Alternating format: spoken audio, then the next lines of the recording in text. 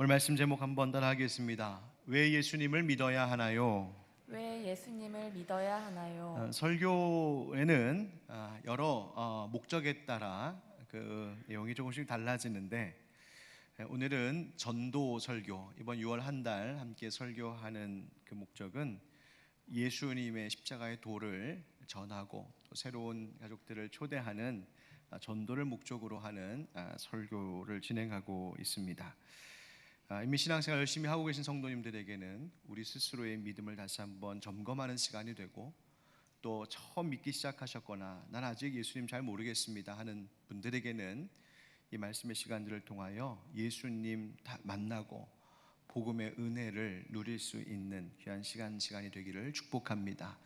우리 그런 의미로 이 찬양으로 오늘 말씀을 좀 시작하면 좋겠는데요. 예수 가장 귀한 그 이름, 우리 한번 같이 찬양하고 말씀 듣겠습니다.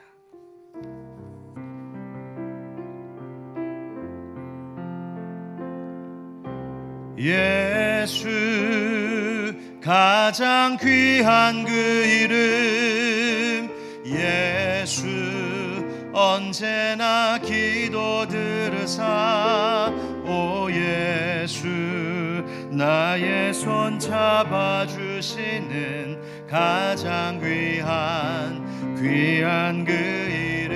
예수 찬양하기 원하네. 예수 찬양하기 원하네.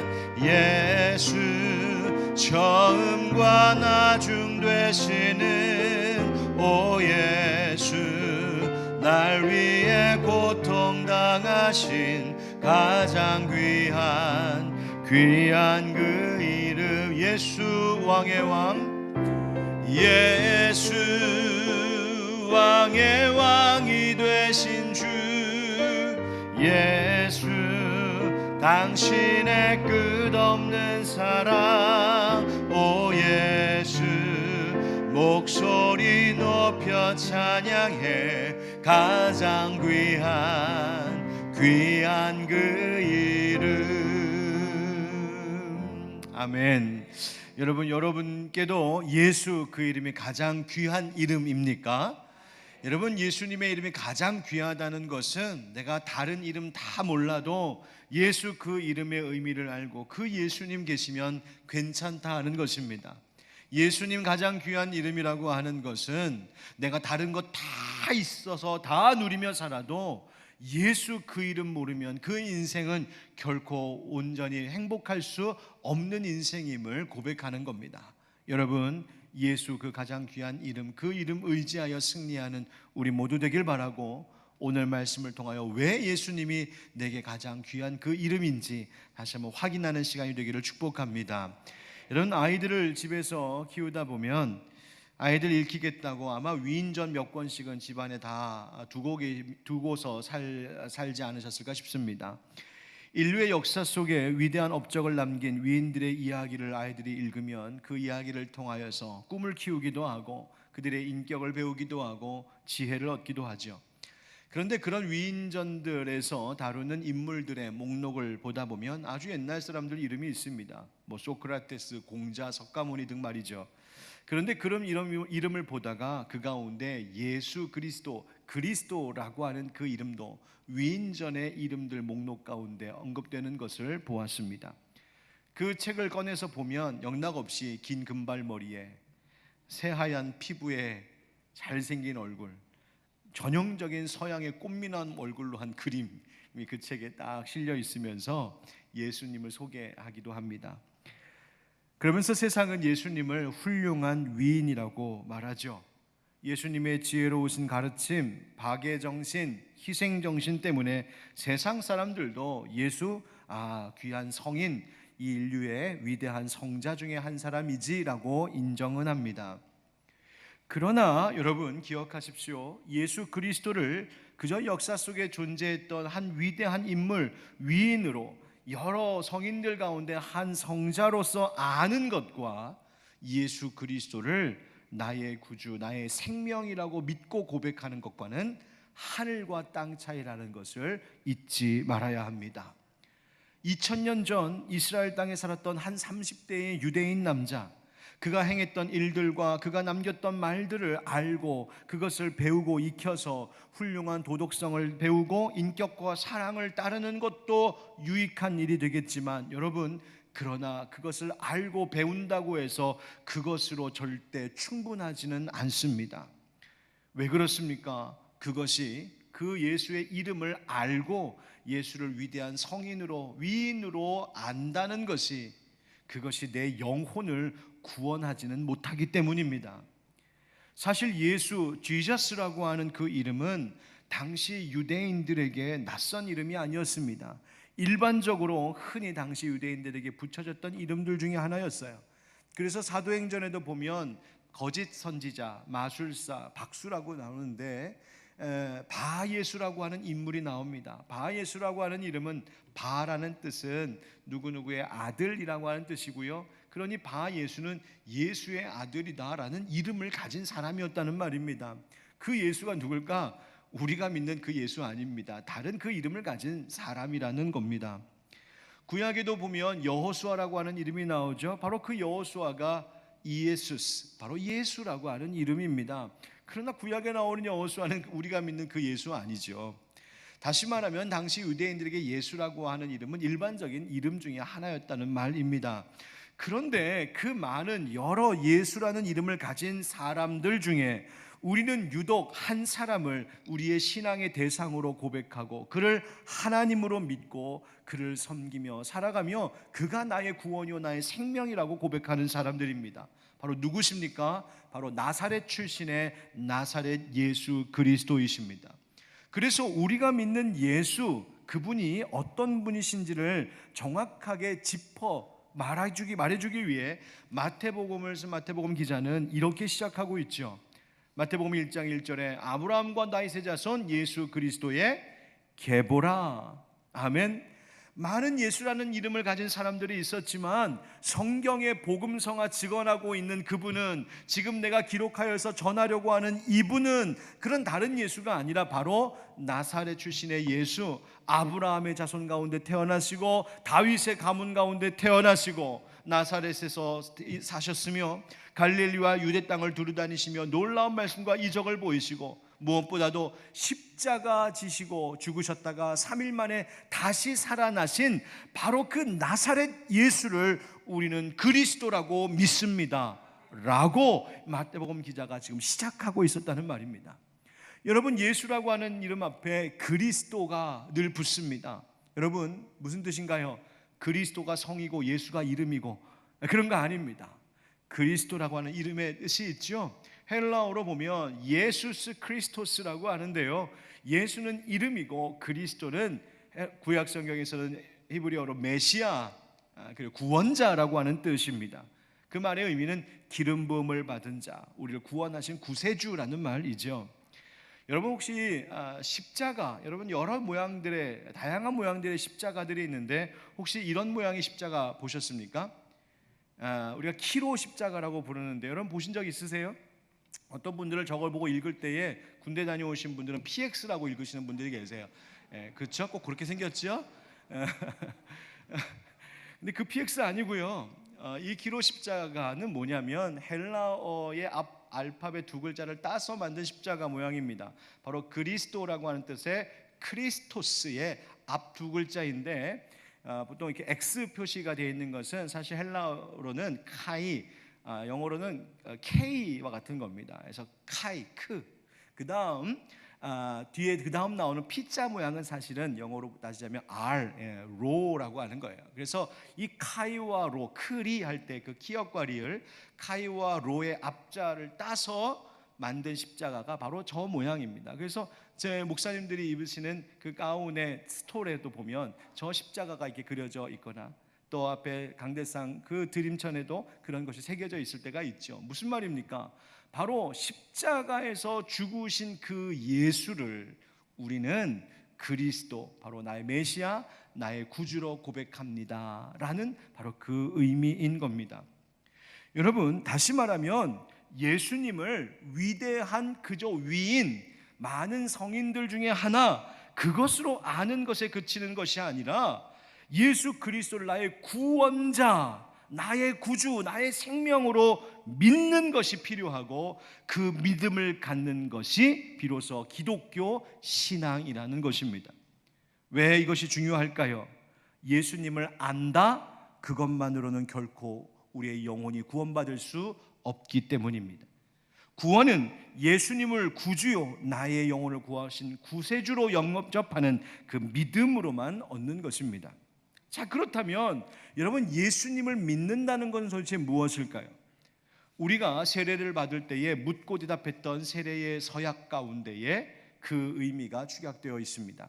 그 질문 가운데, 서약하는 질문 가운데 두 번째 질문이 이것인데, 여러분 한번 같이 읽어보실까요? 시작.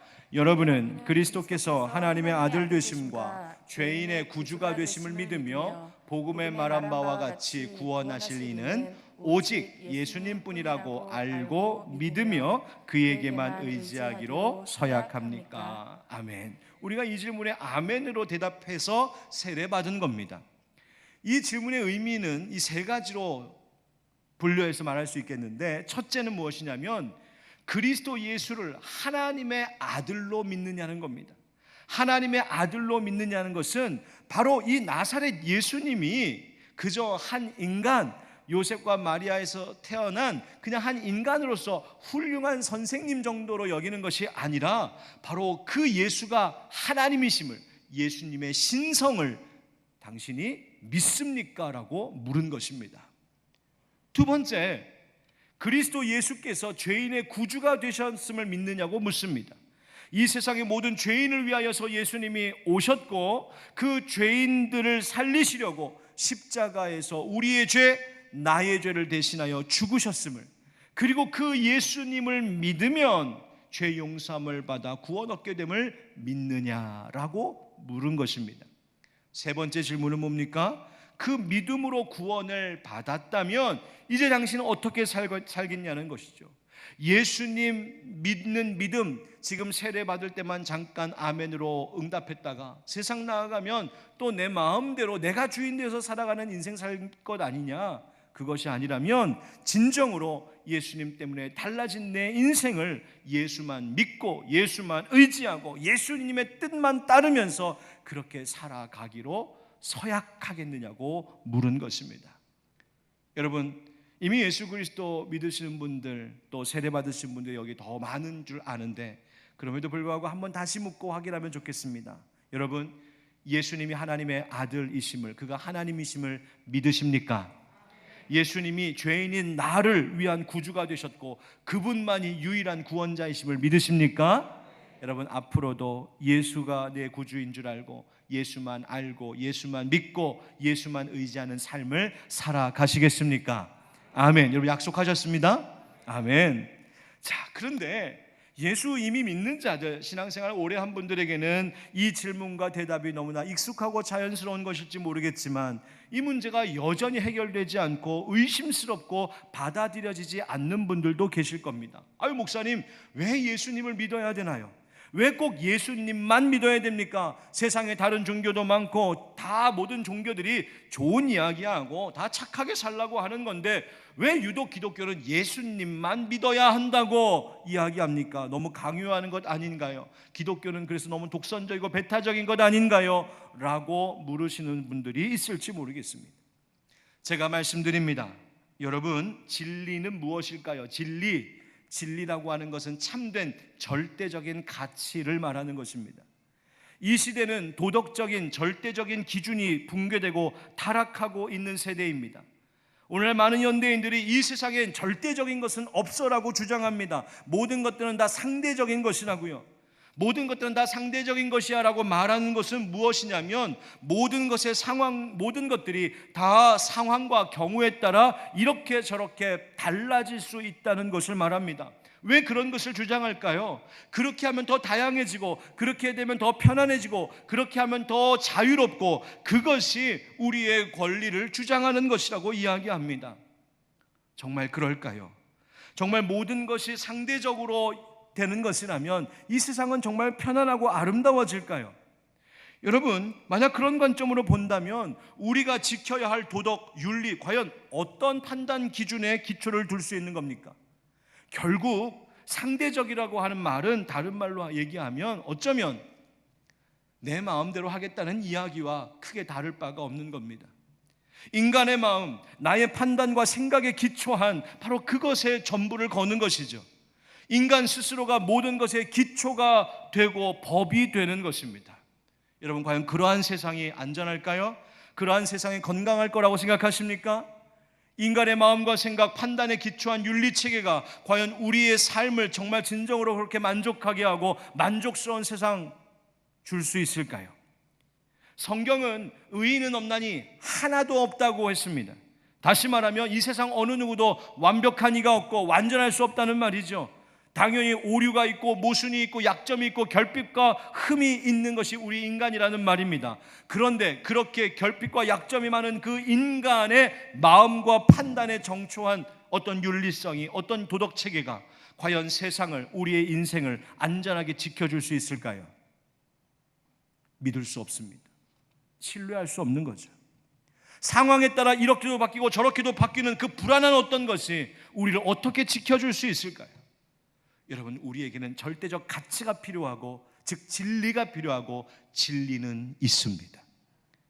충분히 검증되고 확실하고 그에 합당한 결과를 보여줄 수 있는 그 진리, 성경은 우리에게 확실한 진리가 있음을 이야기하고 있으니 바로 예수 그리스도의 복음입니다. 그러면 성경은 왜 예수 그 이름, 그리고 예수 그 복음이 절대적인 진리요, 그분만을 통해서 구원을 얻을 수 있다고 우리에게 말하는 것일까요? 우리는 왜 그 예수를 가장 귀한 이름으로 여기며 믿어야 하는 것일까요? 오늘 성경의 이야기 속에서 그 이유들을 하나씩 찾아보기를 원합니다. 첫 번째, 따라하시죠. 다시 태어나야 하기 때문입니다. 다시 태어나야 하기 때문입니다. 오늘 말씀해 보니까 바리새인 중에 니고데모라고 하는 유대인의 지도자가 예수님을 한밤중에 찾아왔습니다. 바리새파는 당시 예수님 당시에 유대교 종파 중에 세 종파 중에, 즉 사두개파, 에세네파, 그리고 바리새파가 있었습니다. 이 바리새파 사람들은 율법을 철저히 지키는, 그리고 이 형식에 있어서도 아주 순수함을 가지려고 하는 이들이 바로 이 바리새파인들입니다. 그래서 세상의 부정한 것들과는 우리는 달라라는 어떤 면에서는 우월함을 자처했던 이들이 바로 이 바리새파입니다. 그 중에 니고데모라는 사람이 있었고, 그는 유대인의 지도자랍니다. 유대의 관원이라는 말이에요. 당시 로마의 식민지 땅으로 있었던 유대 땅, 유대 민족이 가지고 있었던 최고 의사 결정 기관이 바로 이 사내들인 공회였는데 그 공회의 의원이었다는 말입니다. 오늘 우리식으로 말하면 국회의원 같이 민족을 대표하고 그 나라의 모든 것을 지도하는 중요한 권세 있는 자리에 이 니고데모가 있었다는 말이에요. 보십시오. 출신, 배경, 지식, 힘, 신분, 지위, 재산 모든 것에 있어서 뛰어난 사람이었습니다. 아마 길을 다니면 사람들이 존경의 눈빛으로 바라봤을지 모릅니다. 주변에는 그에게 잘 보이려고 하첨하는 사람들도 있었을지 모릅니다. 막강한 그의 힘 앞에 두려워하는 사람도 있었을 것이고, 어디를 가도 혼자 있지 않고 따르는 사람들이 있었을 법합니다. 부족할 것 없을 것 같은 이 니고데모, 그런데 이 사람이 2절 말씀해 보니까 사람들 많이 다니는 대낮이 아니라 한밤중에 예수님 찾아왔다는 거예요. 사람들 눈에 띄지 않으려고요, 사람들한테 들키지 않으려고 그랬던 것 같아요. 왜 이렇게 신중하게 조심스럽게 그러면서도 예수님을 찾아오고 싶었을까? 성경은 그것을 말해주고 있습니다. 여러분, 부족할 것이 없을 것 같은 이 니고데모, 왜 예수님 만나러 왔을까요? 이 니고데모가 예수님에게 이렇게 질문합니다. 라삐요, 우리가 당신은 하나님께로부터 오신 선생인 줄 아나이다. 하나님이 함께 하시지 아니하시면 당신이 행하시는 이 표적을 아무도 할 수 없습니다. 하나님이 함께 하시는 분이라고 여겼기 때문에 찾아온 겁니다. 다시 말하면 이 니고데모의 마음속에는 하나님이 아니면 해결될 수 없는 문제를 가지고 있었다는 이야기입니다. 하나님만이 풀어줄 수 있는 내 삶의 궁금증이 있고 인생의 문제가 있었다는 거예요. 그런데 예수라고 하는 사람이 가르치는 말씀들과 그가 행하는 표적들에 대한 이야기를 들어보니, 저 예수는 하나님이 함께 하시는 사람인 것 같다. 한번 가서 물어봐야겠다. 내 안에 있는 문제를 한번 꺼내놔 봐야겠다. 그 마음 가졌다는 거죠. 다시 말하면 니고데모가 예수님을 찾아왔던 이유는 그 니고데모 안에 해결되지 않고 있었던 영적인 갈증 때문이었습니다. 보십시오. 지식도 많은 사람입니다. 재물도 있습니다. 권세와 명예도 있습니다. 그런데 그 모든 것들이 니고데모의 심령 가운데 있는 내면 속에 있는 그 영적인 갈증은 해결해 주지 못하고 있었다는 말입니다. 우리도 마찬가지 아닙니까? 많은 것을 가지고 많은 것으로 준비하고 많은 것을 내가 누리고 있다고 해도 해결되지 않고 채워지지 않는 그것이 있습니다. 니고데모는 그것을 하나님 나라에 대한 갈망으로 말하고 있습니다. 여러분, 하나님 나라 그저 유대교인의 어떤 종교적인 심성으로만 이해할 것이 아니라, 여러분, 하나님 나라가 말하고자 하는 것이 뭘까요? 완전한 평안입니다. 불안한 이 세상 속에서 평안을 갈구하는데 그 완전한 평안이 있는 하나님의 나라, 세상이 주는 기쁨, 잠시 있다가 사라지는 그런 기쁨 말고 누구에게도 빼앗기지 않을 영원한 기쁨, 모든 것이 확실하지 않고 불안한 이 세상이지만 정말 확실하게 나의 안전을 지켜주고 나의 미래를 지켜주고 나에게 영원한 행복이 되어줄 수 있는 그 어떤 것, 하나님 나라라고 하는 이 말 속에는 우리가 그토록 바라고 원하는, 우리가 추구하고 갈망하고 배고파하는 그 무엇을 다 담고 있는 것이 하나님 나라입니다. 우리에게도 갈증이 있어요. 그런데 그런 영적 갈증 속에 아파하고 있는 니고데모에게 예수님 뭐라고 말씀하십니까? 우리 3절 같이 한번 읽어봅시다. 시작. 예수께서 대답하여 이르시되 진실로 진실로 내게 이르노니 사람이 거듭나지 아니하면 하나님의 나라를 볼 수 없느니라. 아멘. 이 문제가 해결될 수 있는 유일한 길을 예수님 말씀하시기를 거듭나야 된다고 말씀하십니다. 거듭남, 다시 태어나는 것입니다. 다시 태어나는 것. 여러분, 성경 66권의 분량이 많지만 그 모든 이야기를 쫙 축약하면 이런 이야기로 정리할 수 있어요. 첫째, 하나님이 천지를 창조하셨습니다. 두 번째, 그런데 그 하나님의 지음을 받은 피조물 가운데 하나인 인간은 하나님 앞에 불순종함으로 죄를 지었고 그 죄로 타락했으며 타락의 결과는 영벌, 멸망입니다. 세 번째, 그런데 하나님은 사랑이셔서 그 사랑하는 인간을 다시 살리시기 위하여 구원 얻을 수 있는 길을 주셨으니 바로 예수 믿고 다시 태어나는 것입니다. 이것이 성경이 우리에게 말하는 겁니다. 여러분, 다시 태어난다라고 할 때 성경에서 이 거듭남, 다시 태어나다라고 말할 때 다시라고 하는 말은 위로부터라고 하는 뜻을 가지고 있습니다. 우리가 육신으로 부모에게서 태어났습니다. 그것이 첫 번째 출생이었다면 다시 태어나는 것은 바로 하나님으로부터 태어나는 것, 영적으로 다시 태어나는 것을 의미합니다. 다시 태어나야, 거듭나야 구원을 얻습니다. 거듭나야 영적 갈증이 해결되는 겁니다. 찰스 스펄전 목사님이 거듭남을 이야기할 때에 이런 이야기를 하셨더군요. 여러분, 타고 다니는, 달리는 말과 같은 이런 짐승, 그 짐승 앞에다가 온갖 천문학적인 이야기, 하늘의 별이 어떻고 우주가 어떻고 천체가 어떻게 돌아가고 아무리 이야기해봐야 소용없는 것처럼, 거듭나지 않은 사람들에게는 이 모든 성경의 이야기를, 영적 진리가 들리지 않고 깨닫을 수 없는 이야기라고 이야기했습니다. 거듭나야 보이기 시작하고 거듭나야 들리기 시작하는 겁니다. 여러분, 거듭난다는 것이 무엇일까요? 예수님은 물과 성령으로 거듭나야 된다고 말씀하셨어요. 물로 거듭난다는 것은 우리가 세례를 받는 것을 이야기하는데, 여러분, 누구에게 세례를 줍니까? 내가 예수 믿겠습니다 고백하는 자에게 세례가 주어지는 것이죠. 성령은 누구에게 주어집니까? 마찬가지로 난 예수 믿습니다라고 고백하는 자에게 예수 그리스도의 영이신 성령님이 부어지는 것이죠. 여러분, 물과 성령으로 거듭나셨습니까?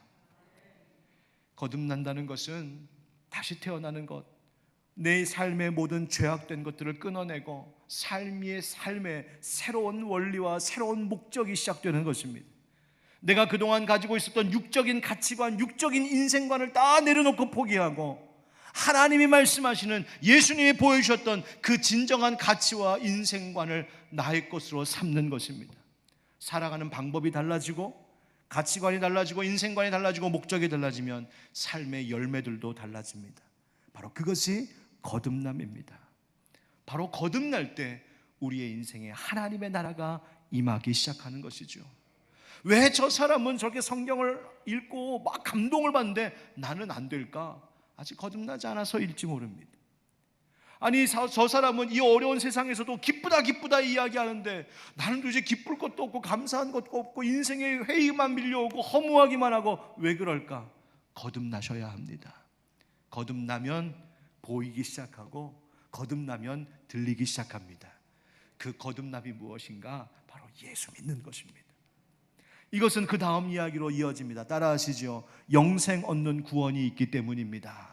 영생 얻는 구원이 있기 때문입니다. 예수님께서 십자가에 달리실 것을 미리 말씀하셨는데 오늘 말씀 14절 15절에 보니까 모세가 광야에서 뱀을 든 것 같이 인자도 들려야 하리니 15절 다 같이 시작. 이는 그를 믿는 자마다 영생을 얻게 하려 하심이니라. 아멘. 영생 얻게 하려 하신다 말씀하시면서요, 모세의 이야기를 예수님 꺼내십니다. 민수기 21장에 나왔던 불뱀 사건이죠. 이스라엘 백성들, 광야 행진하던 이스라엘 백성들이 먹을 것 없다고, 고기 못 먹는다고, 또 비행 돌아서 가야 된다고 이런저런 이유로 하나님 앞에 불평하고 투덜거리고 원망하니까 하나님께서 큰 벌을 내리시는데 그 광야의 불뱀을 풀어 그 불뱀에 물린 자들마다 다 죽어가고 있었습니다. 안타까운 모세가 하나님 앞에 기도하죠. 하나님 살려주십시오, 살려주십시오. 하나님이 살 길을 열어주십니다. 어떻게 해요? 노스로 뱀을 만들어 광야에 세우고 높이 들면 그것을 쳐다보는 사람마다 나을 것이라고 약속하십니다. 뭐 하는 사람? 놋뱀 앞에서 기도하는 사람? 아니요. 놋뱀을 만지는 사람? 놋뱀 앞에서 춤추는 사람? 아니에요. 아무것도 할 것 없었습니다. 그저 바라보기만 하면, 다시 말하면 하나님의 약속을 믿기만 하면 낫는다 했습니다. 마치 그것과 같이 예수님도 높이 들리셔야 될 때가 있다는 겁니다. 무슨 말입니까? 그 골고다 언덕 꼭대기에 십자가에 달려 죽으시는 그때에 그 예수님의 십자가의 죽으심이 나를 위한 죽으심이었노라고 바라보고 믿기만 하면 산다 하신 것입니다. 여러분, 이것이 예수님이 이 땅에 오신 목적이었습니다. 죄는 우리를 영원한 멸망에 이르게 하지만 예수님의 십자가는 우리를 영원한 생명으로 인도하는 길이 되는 것인 줄 믿습니다. 세상 사람들이 여기서 걸리는 거죠. 아니 뭐 영생 그런 게 어딨어, 영원 그런 게 어딨어, 그냥 죽으면 다 끝나는 거지, 죽으면 다 소멸되고 마는 거지. 정말 그렇습니까? 그렇지 않습니다. 성경은 분명히 천국이 있고 지옥이 있음을 이야기해 주고 있습니다. 성경은 분명히 영생이 있고 영벌이 있다라고 말해주고 있습니다. 예수 믿으면 영생 얻어 천국 가는 구원을 얻지만 예수 믿지 않으면 누구도 그 심판을 피할 수가 없는 겁니다. 여러분, 예수 천국 불신 지옥, 여러분 전철에서 길에서 급표 들고서 전도하시는 분들의 모습을 보면서 여러분 무슨 마음 가졌습니까? 아유 뭐 저렇게까지 해야 돼? 여러분 물론 지혜롭게 전도하고 지혜롭게 복음 전하는 것도 필요하겠지만 여러분 우리에게는 그만큼의 확신이 있으십니까? 세상에 나아가서 사람들 앞에서 예수님을 믿어야 천국 가고 예수 믿지 않으면 지옥 갑니다라고 하는 이런 확신 갖고 사십니까? 당당하게 그 말 할 수 있느냐 말입니다. 그들을 향해 손가락질할 것이 아니란 말이죠. 여러분, 기독교에는 여러 가지 상징들이 있습니다. 카타콤에 들어가면 벽에 공작새가 그려져 있어요. 불멸을 상징합니다. 비둘기도 있습니다. 순결함입니다. 월계가는 승리를 상징합니다. 여러 가지 상징들이 있는데 이 모든 상징들은 한 가지 상징에 다 소급됩니다. 그것이 뭐냐? 바로 십자가입니다. 고대 세계에서 십자가는 얼마나 두려운 것이었는지 사람들이 생각도 하고 싶지 않은 것이 십자가였습니다. 십자가 처형이라고 하는 것은 세계 변두리에 있던 소위 당시에 야만인들이라고 불리던 자들이 고안해낸 그런 처형법이었어요. 나중에 헬라인 로마인들이 받아들였을 뿐입니다. 역사상 가장 잔인한 처형 방법이라고 하죠. 왜?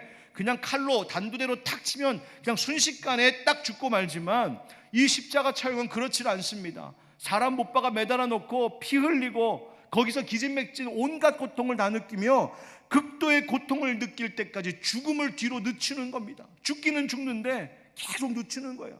여러분, 그게 얼마나 끔찍한 아픔이 고통입니까? 그래서 로마인들은 로마 시민권을 받은 사람들에게는 이 처형을 절대로 언도하지 않았습니다. 그저 살인자, 반란자, 무장강도짓한 범죄자, 그 중에서도 노예나 이방인이나 사람 취급 못 받던 사람들에게나 선도했던 것이, 이 언도했던 것이 바로 이 십자가 처형입니다.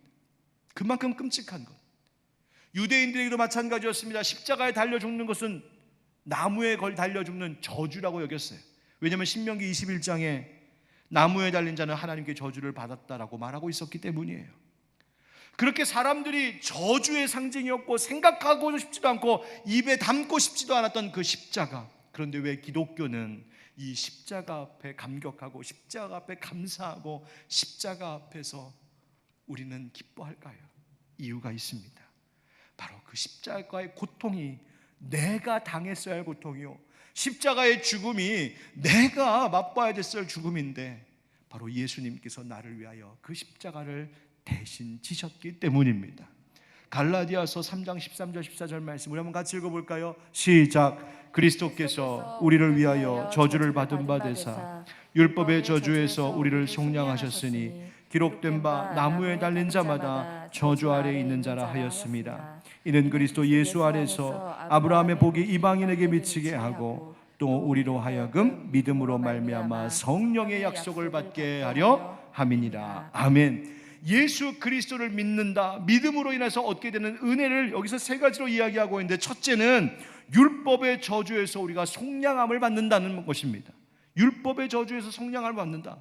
여러분, 율법 앞에서 우리 모두가 죄인이어서 그것으로 인하여서 죽을 수밖에 없는 저주에 묶인 자들이 우리들인데, 예수 믿으면 예수님께서 우리의 죄를 대신 갚으셨기 때문에 속량, 즉 죄값을 치르고 우리는 자유하게 되고 무죄하게 된다는 것입니다. 두 번째, 아브라함의 복을 이방인에게 미치게 하신다고 하셨습니다. 여러분, 아브라함의 복이 뭐예요? 복의 근원되는 복 아니었습니까? 너를 축복하는 자 내가 축복하겠다, 큰 민족을 이루게 하겠다, 창대하게 하겠다. 바로 그 저주로부터 자유하게 된 그 인생, 예수 믿는 자들은 하나님께서 아브라함에게 주시려고 했던 그 복을 이어 그들에게도 주신다고 약속하셨어요. 세 번째, 믿음으로 말미암아 성령의 약속을 받게 한다. 무슨 말입니까? 성령이 뭘 약속하시는 거예요? 우리가 하나님의 자녀로 살아가는 동안에 천국 가는 그날까지 우리 주 하나님께서 우리를 떠나지 않으시겠다는 약속이에요. 지난주에 우리가 성령 강림절에 예수님께서 우리를 고아와 같이 버려두지 아니하시고 하나님의 영이신 보혜사 성령님 보내주시겠다고 약속하셨는데, 바로 그 성령의 약속, 바로 나와 함께 하시는 하나님, 천국 가는 그날까지 내 손 붙잡고 인도하시고 보호해주시는 그 하나님의 은혜가 예수 십자가 믿는 자들에게 있다고 말씀하신 겁니다. 얼마나 감격스러운 소식입니까? 사랑하는 성도 여러분, 예수 믿읍시다. 예수 믿는 믿음 약해지지 않도록 성령 충만합시다. 바로 그것이 우리로 하여금 영생을 얻는, 구원을 얻는 길이기 때문입니다. 세 번째, 예수 믿어야 될 이유가 있습니다. 따라하시죠. 하나님의 사랑이기 때문입니다. 하나님의 사랑이기 때문입니다. 모든 성경을 한 절로 줄이자면 요한복음 3장 16절이라고 하죠. 바로 오늘 그 본문입니다. 16절 17절 우리 한 번 더 읽읍시다. 시작. 하나님이 세상을 이처럼 사랑하사 독생자를 주셨으니 이는 그를 믿는 자마다 멸망하지 않고 영생을 얻게 하려 하심이라. 하나님이 그 아들을 세상에 보내신 것은 세상을 심판하려 하심이 아니요 그로 말미암아 세상이 구원을 받게 하려 하심이라. 아멘. 예수님께서 이 땅에 오셔서 십자가 지신 그 의미를 말씀해 주시기를, 그것은 하나님이 세상을 이처럼 사랑하신 것의 증거라는 것입니다. 하나님이 세상을 사랑하셨답니다. 하나님이 저를 사랑하셨고 여기 예배하신 여러분들을 사랑하셨고 하나님이 우리의 가정을 사랑하셨고 이 교회를 사랑하셨고 하나님이 이 세상을 사랑하셨다고요. 얼마나 사랑하셨는지 자기에게 유일한 아들 예수님도 아끼지 않으실 만큼 우리를 사랑하셨다고요. 잘 이해가 되지 않습니다. 아니, 나 같은 자를 위해서 왜 그런 사랑을. 그런데 이해할 수 없다고 해서 그 사랑이 없는 것은 아니죠. 우리가 받아들일 만큼의 큰 그릇이 되지 못한다고 그 사랑이 의미 없는 것은 아니죠. 여러분, 예수님을 주시기까지 우리를 사랑하신 하나님, 그 사랑을 인정하고 그 사랑을 받아들일 때 우리의 삶에 새로운 변화가 시작이 되는 겁니다. 여러분, 영생이라고 하는 것은 내가 죽어서부터 얻는 것이 아닙니다.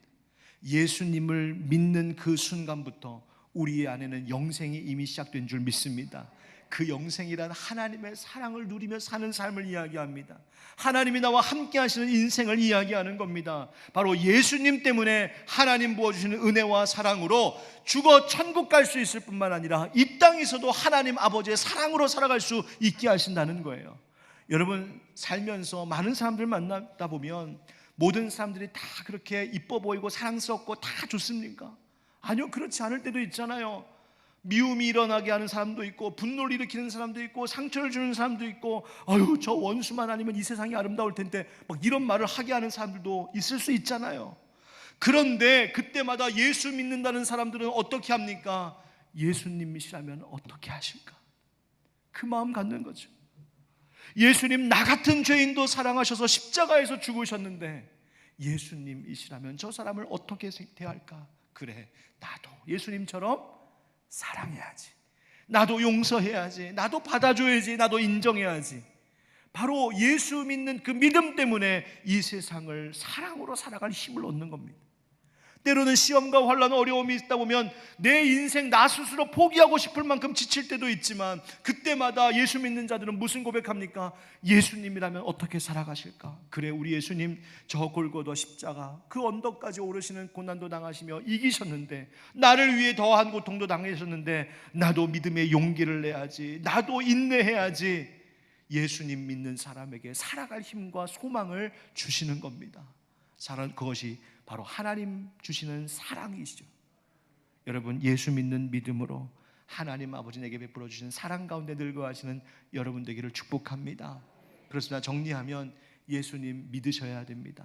첫째, 우리가 다시 태어나 다시 거듭나야 하기 때문입니다. 예수님 믿으셔야 됩니다. 그래야 영생 얻는 구원 얻을 수 있습니다. 예수님 믿으셔야 됩니다. 그래야 이 땅 사는 동안에도 하나님 아버지 사랑을 누리며 살 수 있습니다. 오늘 예수 믿는 분들은 그 믿음을 더욱더 굳세게 하시고, 난 아직 예수님 모르겠습니다 했던 분들은 오늘 이 말씀을 마음에 새기고 예수 믿는 은혜의 자리로 나아갈 수 있기를 주의 이름으로 축복합니다. 기도하겠습니다. 우리 함께 기도합시다. 주님, 우리에게 예수 믿는 믿음 주셨다면 하나님 감사합니다. 세상 그 어떤 것보다도 그것이 가장 큰 복인 줄 믿습니다. 예수 믿는 믿음으로 승리하게 하옵소서. 예수 믿는 믿음이 아직 없다면 주님 그 영혼을 위하여 역사하여 주시고 만져주시고 예수 믿는 믿음 갖게 하여 주시옵소서. 우리 함께 이 기도의 제목을 가지고 잠시 기도하겠습니다. 기도합시다. 은혜가 풍성하신 아버지 하나님, 은혜와 사랑으로 우리와 함께 하시는 하나님이심에 감사하고 영광 올려드립니다. 믿음 더하여 주옵소서. 예수 믿는 믿음으로 살게 하여 주옵소서. 아버지 하나님, 우리의 모든 불신과 의심을 벗어버리고 오직 예수만 바라보는 믿음으로 승리하는 우리들 되게 하여 주옵소서. 하나님, 구하옵는 것은 예수 믿음으로 거듭나게 하시고 예수 믿음으로 영생 얻는 구원 누리게 하시고 예수 믿음으로 하나님 사랑 가운데 살게 하여 주옵소서. 그 인생이 달라질 줄 믿습니다. 그 인생이 행복할 줄 믿습니다. 그 인생에 복이 있을 줄 믿습니다. 하나님, 예수 믿는 믿음으로 살아갈 수 있도록 은혜 내려 주옵소서. 주님, 은혜가 풍성하신 아버지 하나님, 오늘 우리가 왜 예수님을 믿어야 되는지 성경이 예수님이 말씀해 주신 것 그대로 주의 말씀을 전했습니다. 주님, 우리들에게 예수 믿는 믿음을 더욱더 굳세게 하여 주옵소서.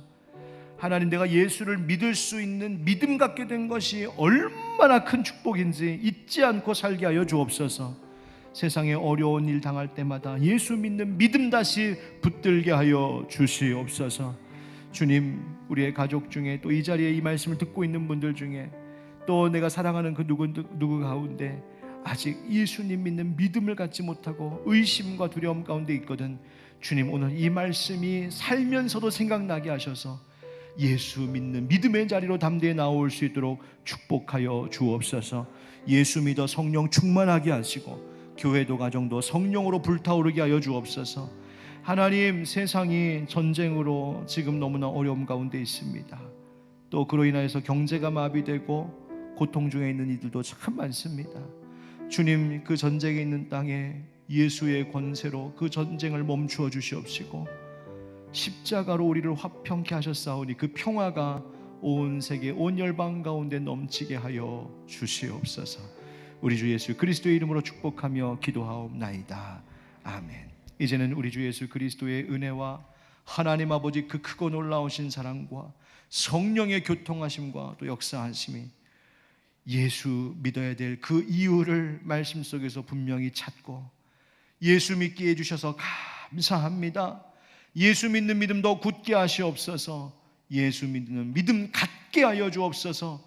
구하고 원하는 모든 주의 백성들 위해 사랑하는 교회와 가정과 이 나라 이 땅 위에 영원까지 함께 하시기를 간절히 축원하옵나이다. 아멘.